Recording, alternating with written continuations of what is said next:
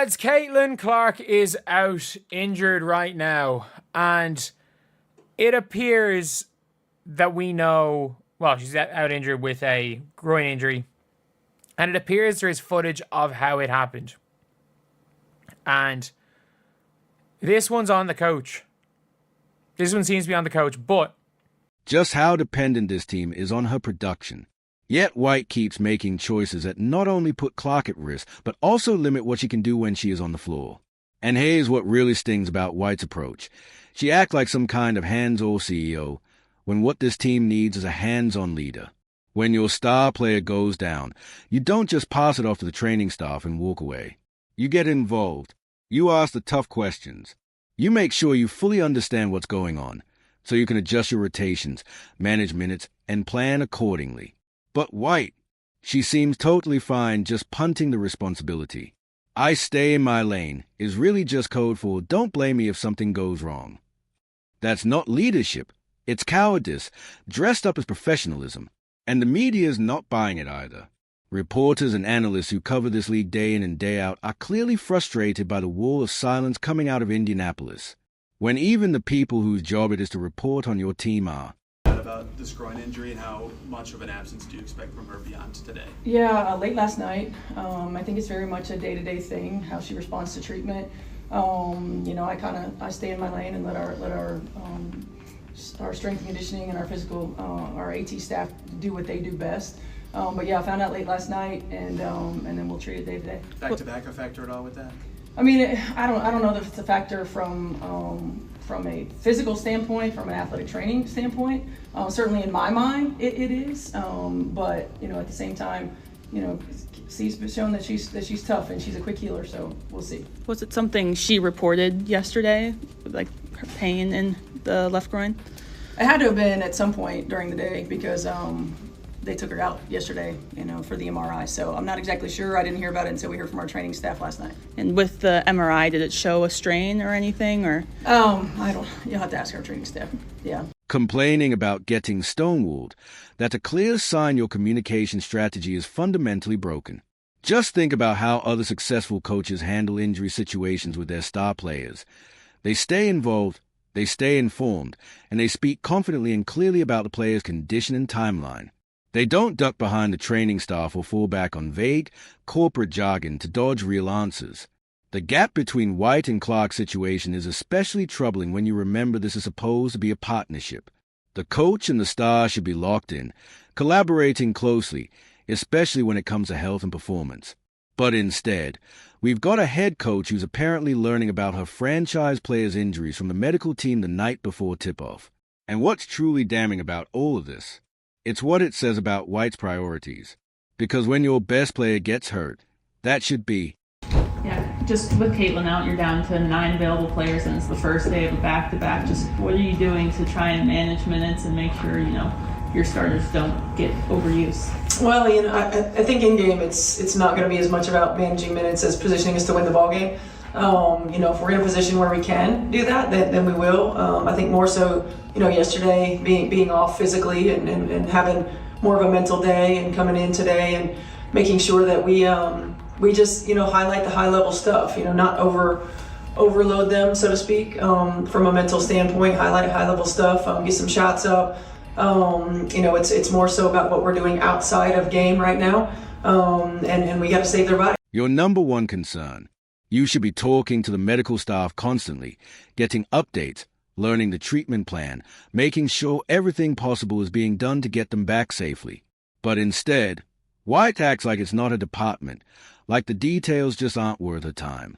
And when you compare that to how other elite coaches manage their stars, the difference is striking.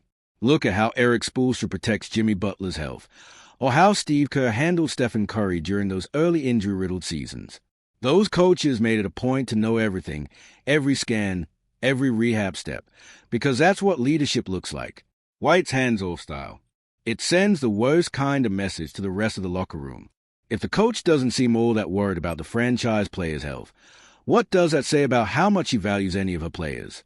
It builds a culture where guys might start to feel like they adjust. I think the biggest thing is what we have to do as a staff to get her better looks, like higher quality looks. every game plan is going to be to make her score inside the three-point line, right? And the different ways that they're going to do that: physicality, coverage, showing bodies, all the different things. And we have to do a better job of getting her higher quality looks.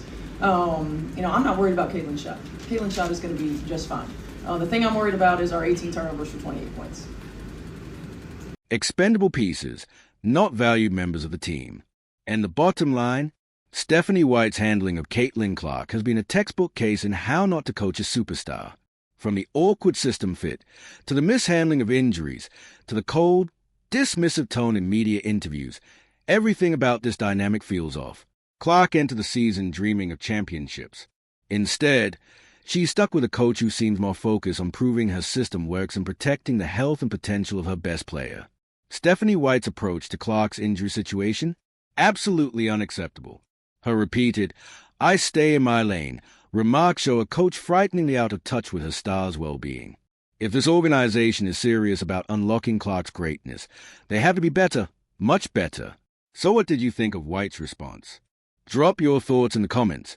And hey, smash that like and subscribe button if you're here for more WNBA talk. Stephanie White just gave what might be the most tone-deaf interview about Caitlyn Clark's injury, and the way she flat-out brushed off questions about her star player as fans absolutely livid. What she said, or maybe even more so, what she didn't say, has people seriously wondering if she cares about Clark's well-being at all. But before we dive into the wreckage of this press conference, I've got to ask, is Stephanie White really the right coach for Caitlyn Clark, or is she quietly holding back the league's brightest star? Drop your thoughts in the comments, because what went down here is more than just alarming.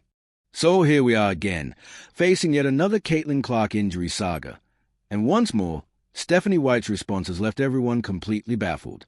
Clark was ruled out with a groin injury just before the Fever's matchup with the Sparks, and when White faced the media, she casually dropped this line late last night. "I think it's very much a day-to-day thing, how she responds to treatment. I stay in my lane and let our strength and conditioning and our AT staff do what they do best." I stay in my lane? Are you kidding me? This is your franchise player, the literal face of the entire WNBA, and when reporters ask real questions about her health, you basically shrug and say, "Not my problem, ask someone else." The audacity is unreal. Let me walk you through what really went down here, because something smells way off. White admitted she learned about Clark's injury late last night, confirmed there was an MRI, but refused to reveal the results.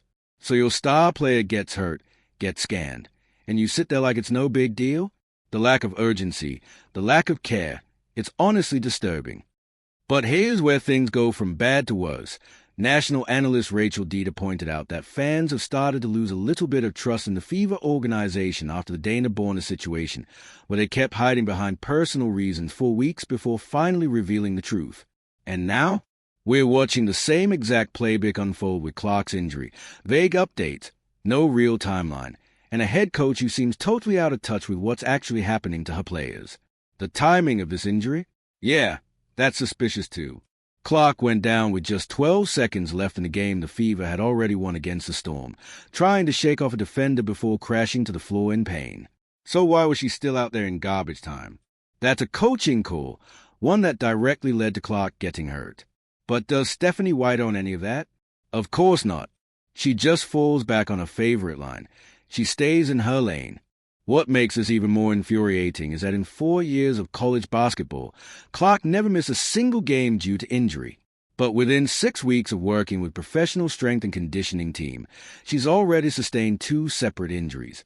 And now a groin issue? That's not just bad luck.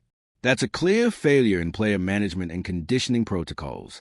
The asterisk, "I stay in my lane" asterisk line has turned into a broken record with White, and it's honestly getting out of hand. Asked about Clark's MRI? Same line. Timeline for return? Same line again.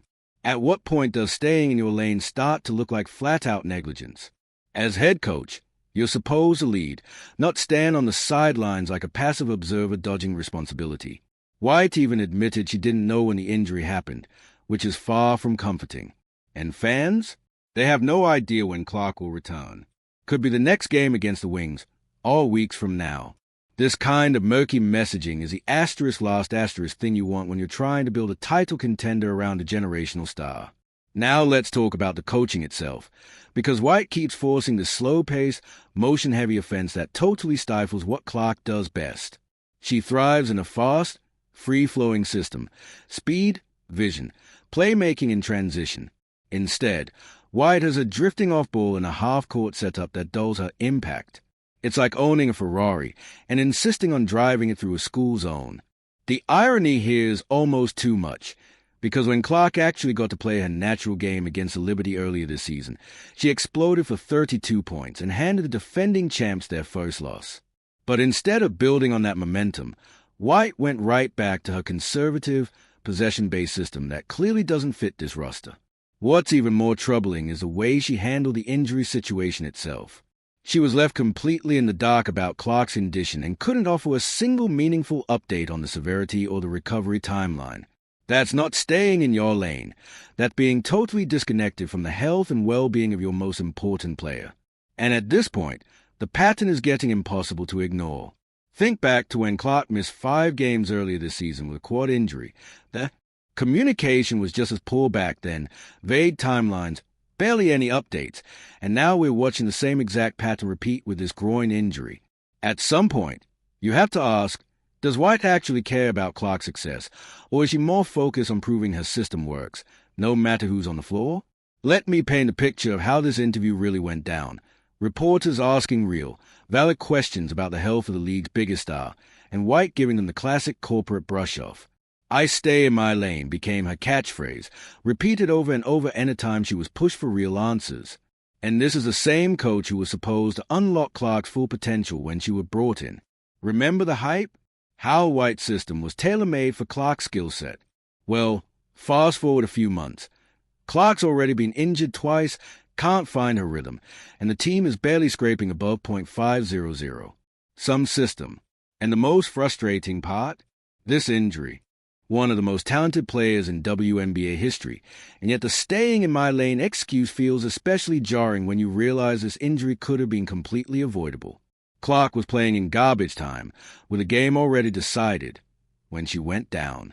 Any competent coach would have pulled their stars once the outcome was sealed, especially when that player had just returned from a previous injury. But not White. She kept Clark on the floor until the final whistle, and now we're dealing with the fallout. Let's be honest about what's really going on here. White came to Indiana with a grand vision, her motion offense system, her blueprint for success. But she's forcing square pegs into round holes. Clark isn't built for a slow, grinded-out offensive scheme. She's a creative, electric playmaker who needs room to move and space to attack. And by trying to reshape Clark's game instead of adapting the system to elevate her, White is squandering one of the most gifted players we've seen. Managing player health and availability isn't optional. It's literally part of a head coach's job. You're supposed to be working hand-in-hand with the medical staff, knowing your player's physical condition, and make smart, informed calls on playing time and usage. Claiming ignorance about your franchise player's injury status isn't some professional courtesy. It's a failure to do your job. And what makes it all sting even more is the timing in Clark's career. This is her second season as a pro, a crucial stretch when she should be building off her rookie year and cementing herself as a perennial all-star. Instead, she's battling injury after injury and stuck in a system that dulls her shine. Her all-star status? Suddenly on shaky ground thanks to these setbacks. Fans deserve better. Clark deserves better.